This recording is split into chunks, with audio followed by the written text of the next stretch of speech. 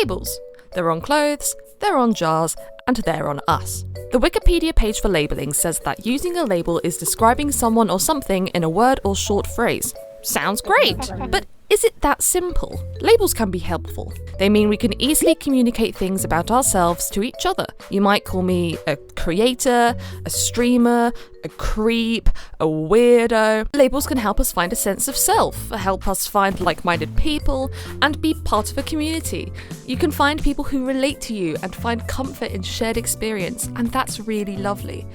It's just not always that straightforward. When our lives and personalities can rest upon these descriptions, what happens when we realise the labels we once associated with no longer describe us? Or what happens when the labels have never properly defined how you feel? What are you meant to do? I am not very good at identifying how I feel.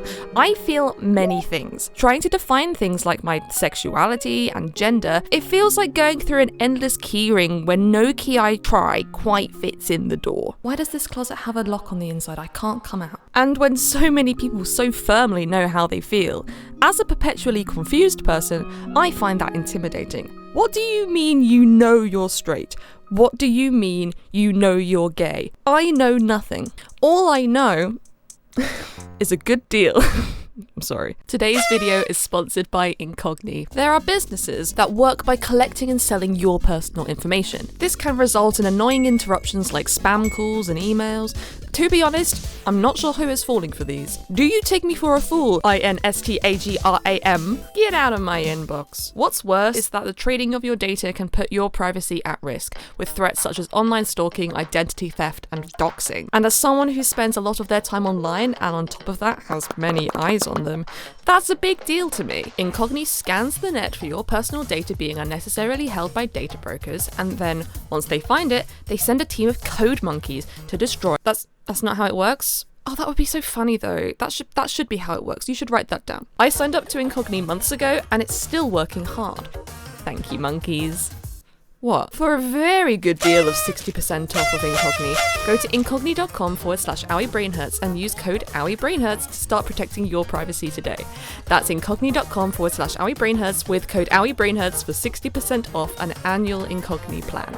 Okay, let's get back to the video. Of course, identity is fluid and flexible, and it changes over time, and there is no shame when that does shift. Labels are also a man-made construct, and there's no real rules about using them. I saw an Instagram reel a while ago that I cannot get out of my head. Show Off Jonah talked about how he's a gay man, but has recently started feeling attraction towards femme-leaning people, which would technically make him bi, but as he describes his attraction towards not men as narrow in scope and low in volume, multiple labels technically fit.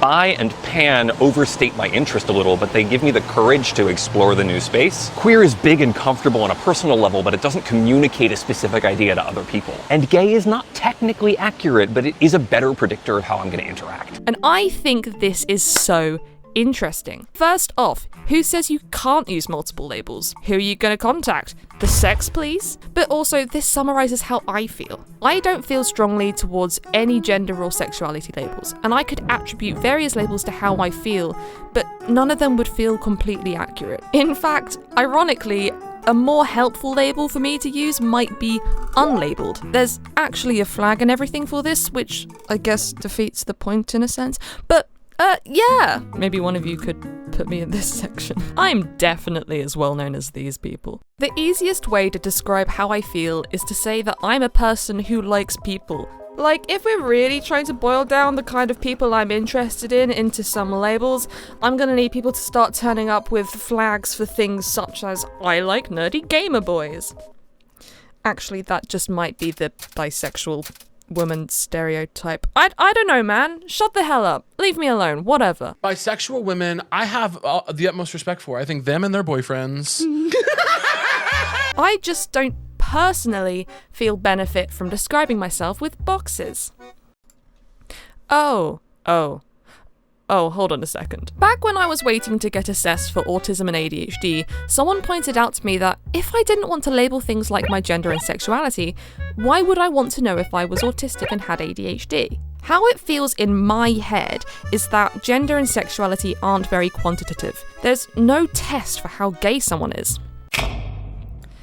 There's no formal test for how gay someone is. And I can't figure out exactly how I feel, so whatever. For me, this isn't helpful, and so I'm giving up. In comparison, things like neurodivergence are at least in part measurable. You either are or are not neurodivergent. Personally, I find reassurance in these facts. I enjoy the fluidity of my sexual and gender identity, and not having to stress about describing it. I also, at the same time, enjoy the solid answer of I am autistic and have ADHD, and this describes why I find things hard sometimes, and can help to communicate to people around me that I might act differently to their expectations. This is not a perfect system though. When labels can help to communicate things to other people, and I'm not necessarily using them, this might be confusing. And if people know that I am autistic before they really know who I am and what I'm like, would that give them a false idea of who I am and what I am like? I found a lot of closure and relief in seeking diagnosis and having that confirmation that I was autistic,